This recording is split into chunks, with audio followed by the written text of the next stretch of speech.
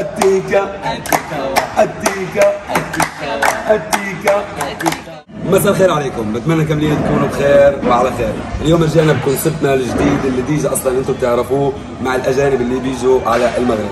دائما انا الهدف ديالي في هذه الحلقات انه نقرب الشعوب العربيه من بعض ونعرف الثقافات اكثر على بعض، وخصوصا الاجانب سواء كانوا مصريين، سوريين، لبنانيين، اي دوله بتيجي على المغرب بنحب ناخذ الانطباع ديالهم، لانه هيعكس الانطباع ديالهم هيعكس تقريبا كل النمط تاع الشعب سواء المصري ولا اي شعب موجود في الكره الارضيه. حلقه جديده اليوم رجعت لكم مع اخواتنا واهلنا المصريين ام الدنيا. سافر ام الدنيا. اليوم معايا لالا رضوى، مرحبا بيكي في المملكه المغربيه. مرحبا بيك. الله يسعدك. ومعايا عم زيزو. اهلا وسهلا فيك، نورت بلادك المملكه المغربيه. كده منوره بيكم. منوره باهلا وناسه وفيكم كمان. الله يخليك. قبل ما تشوفوا الحلقه ما تنسوش تعملوا لنا احلى لايك واحلى كومنت واحلى اشتراك، ونشوف اخوتنا المصريين شو راح يحكوا عن المغرب. رضوى، انت اول مره تيجي المغرب مزبوط؟ تمام. انت كمصريه شو كنتي تعرفي عن المغرب قبل ما تيجي المغرب؟ مش عارفه اي حاجه. ايوه الصراحه. كنت بتفرج مثلا على حاجات ناس مغاربه في روميك، ما كنتش بفهم اي حاجه من اللهجه، فكان نفسي افهمهم. كنت عارفه سعد مجرد، بحبه جدا موت يعني، بحبه جدا جدا. اوكي بس ده الشيء اللي بتعرفيه. ده كل بقى. طيب ولما اجيتي على المغرب شو اكتشفتي في المغرب؟ كيف اجاك المغرب؟ كيف اجاك الشعب المغربي؟ كيف اجتك الحضاره والتاريخ والمعمار والفن المغربي؟ كل شيء. كل حاجه عجبتني جدا، الاماكن عجبتني جدا، كنت ماشيه اتصور في كل حته. المعمار حلو جدا، حتى الاماكن الشعبيه فيها حلوه جدا، يعني نظيفه وحلوه كده. بس كل حاجه عجبتني. الناس كيف كانوا يتعاملوا معاكم كمصريين؟ الناس لطيفه جدا، وكانوا بيعرفونا في الشارع ان احنا مصريين وبيقعدوا يهزروا معانا. كانوا بيقعدوا يهزروا معانا ومرحبين بينا جدا في كل حته يعني، فانبسطت جدا. المغرب كيف بنحكي الدار الكبيره لكل العرب مزبوط؟ دي حقيقة. نشوف زيزو. انا رجال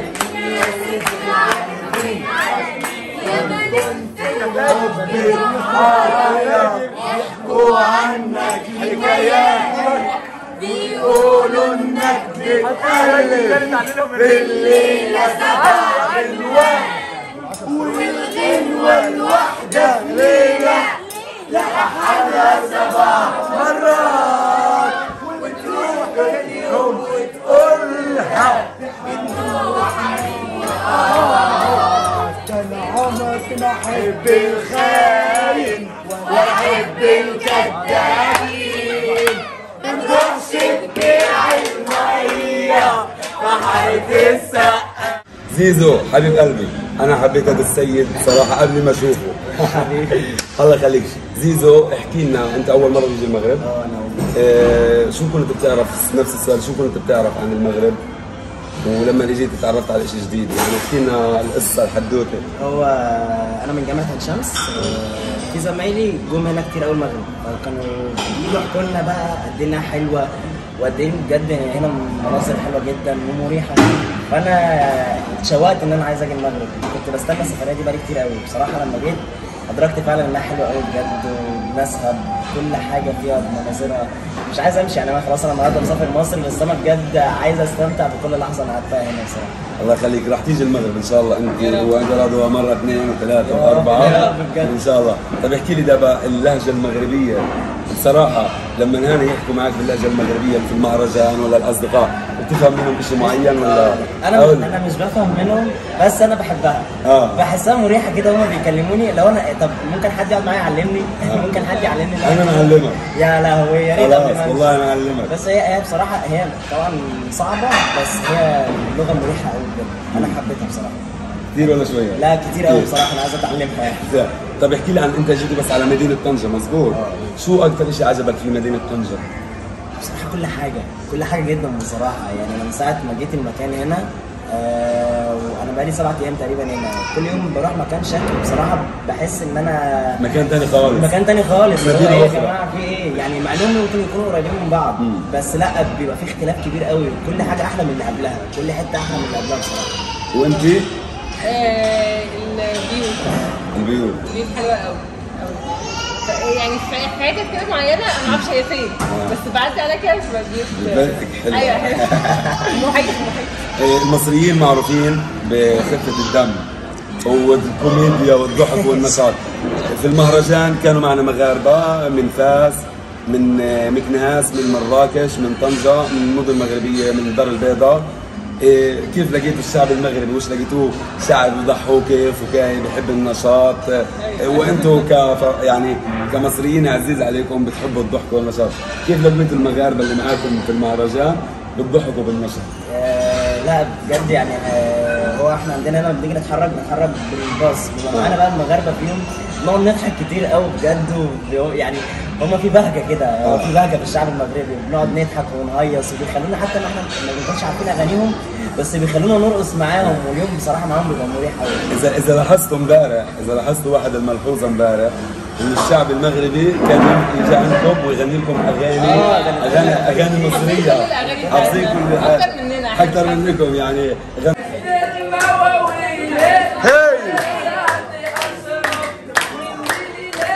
الله يا عاشق المواويل رجعت أشرب مني قومي يا سمرة وغني حبيبي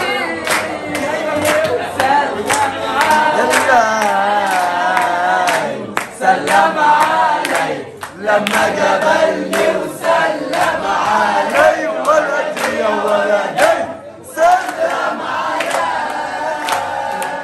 محمد منير غنوا، انا غنيت لكم لقرال الشر يعني كانت اجواء حلوه طبعا. طيب واحد السؤال كثير مهم، شو الفرق يعني شغلات مثلا شفتوها موجوده في مصر موجوده في المغرب، مش موجوده في مصر موجوده في المغرب والعكس صحيح؟ اعطيني مثلا مثال واحد جوج. ايه ده؟ لا استنى. انا معاك خذي راحتك. فرق مش عارفه. مش عارفه يعني مثلا طنجة شفتيها بتشبه مدينة ايش بمصر؟ بتشبه مدينة ايه؟ مثلا شرم الشيخ. شرم الشيخ يا سلام. نمشي عم زيزو. نفس السؤال. بص هو طبعا كل بلد ليها عاداتها وتقاليدها، بس هو في اختلاف في اللبس، هو في اختلاف في حاجات كتير طبعا. ممكن لو المغاربه من هناك جم مصر هيلاقوا برضه اختلاف في مصر عن المغرب طبعا، بس هو ممكن بس اللي يكون في حته ان البيوت هنا مبنيه على جبال. مش عندنا، احنا عندنا عادي البيوت لوحدها مبنيه عادي وعندنا جبال لوحدها، انما هنا في ميزه ان البيوت بصراحه مبنيه على جبال ودي حاجه حلوه بصراحه. يعني بحس ان انا عايز اطلع على فوق كل بيت ان انا اتصور من فوق. ما عندناش محيط. احنا ما عندناش محيط هنا، في محيط. احنا عندنا عادي البحر الابيض المتوسط، احنا عندنا عادي صح ماشي. بس في واحد فنان مصري جميل يلا اجا ورا الكاميرا خجلان عشمان هيجي يقعد معانا ونساله.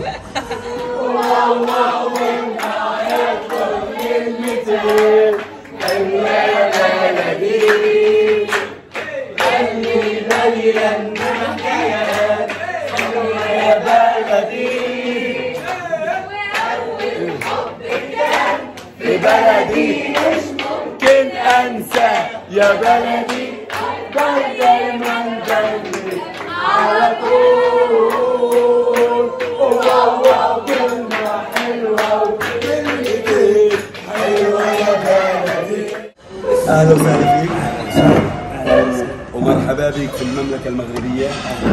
هذه بلادكم وبتشرفوا وبتنوروا في اي وقت. الله يخليك. بدي اياك تعرف لي اسمك للجمهور والاصدقاء واحبابي في قناه على اليوتيوب انس المغرب. انا لؤي سامي، مصري ممثل بس.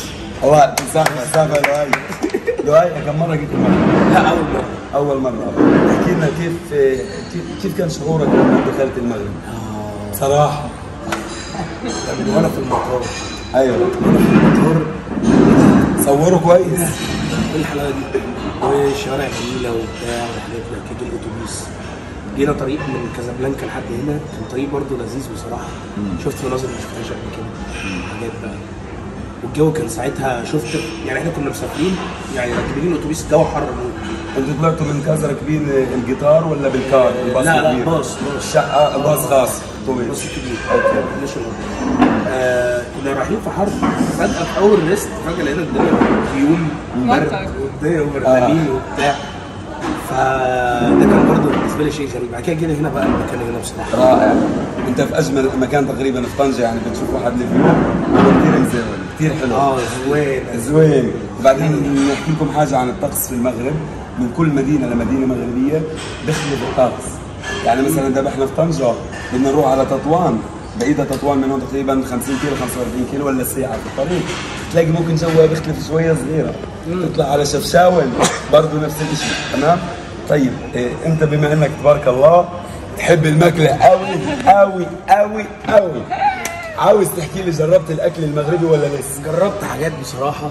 مثلا جربت الكسكس بالدجاج. يا سلام، 7 خضاري. وجربت مش عارف البانيه ده اكله مغربي ولا لا؟ ساندويتش عادي يعني، هذا موجود عند كل الدول. كسكس مغربي. كسكس وكلت فطار بلدي مسمن، حرشه، زبده، عسل، فرماج، زيتون، طاجين بالفطور. ايوه بالفطور بالخليع. لا مش بالخليع. مش بالخليع. لا مش بالخليع. في بيض؟ في بيض وكفته. بيض وكفته ممكن. طاجين بالكفته. ولا بصراحه الاكل المغربي اكل جميل. شربت الاتاي المغرب، الشاي المغربي؟ يلا احنا بنعرف يعني فلسطين ومصر وكل دول الشام عندهم الشاي الاحمر. ده بس الشاي الاخضر بيفرق عن الشاي الاحمر. شو الفرق؟ كيف جاك انت الشاي الاخضر؟ صراحه لا طعمه مختلف. طعم الشاي المغربي مختلف قوي بصراحه.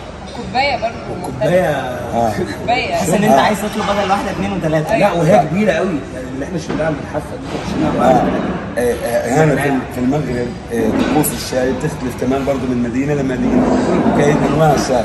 يعني مثلا انتم في الشمال في طنجه هم عندهم كاس بالنعنع.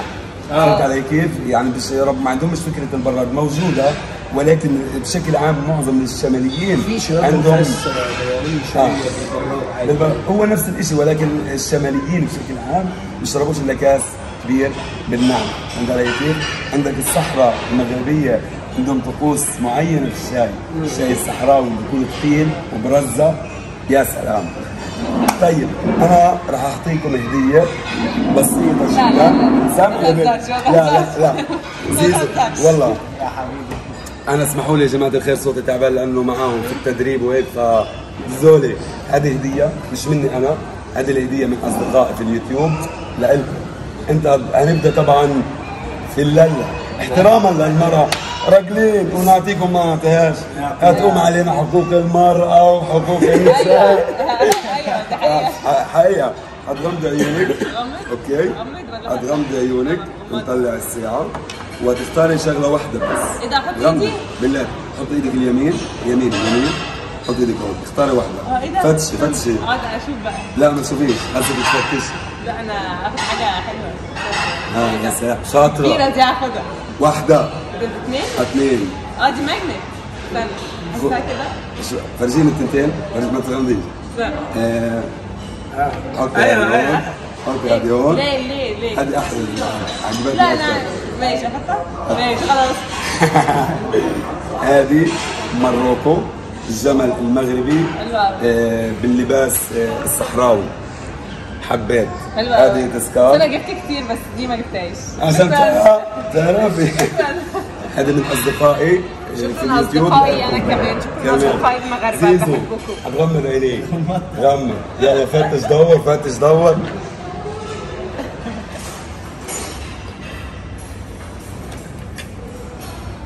خلاص فتح عينيك. متدين طنجة. هذا الزليج المغربي، هذا المرسوم عن الزليج المغربي، الفن المعماري من اجمل الشغلات اللي موجوده في الدنيا.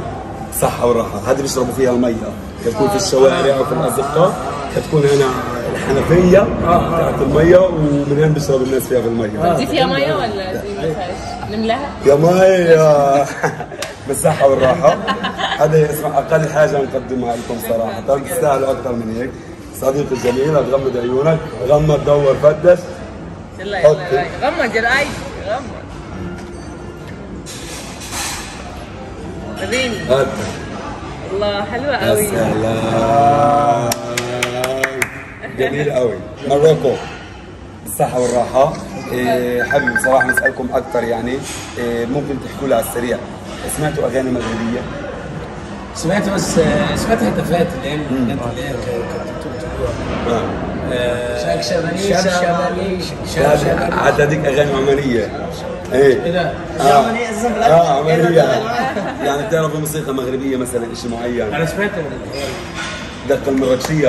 ايوه دي سمعتها. يلا أنا نعلمكم، يلا أنا أعلمكم يا أصدقائي الأعزاء شيء مغربي مراكش. أنا نحكي وتذكروا معي التيكا، أنتوا تعملوا زيك براسكم التيكاوا جوج التيكا التيكا التيكا التيكا التيكا التيكا ويه ويه ويه انتوا ايه ويه ويه ويه نعودها ويه ويه ويه.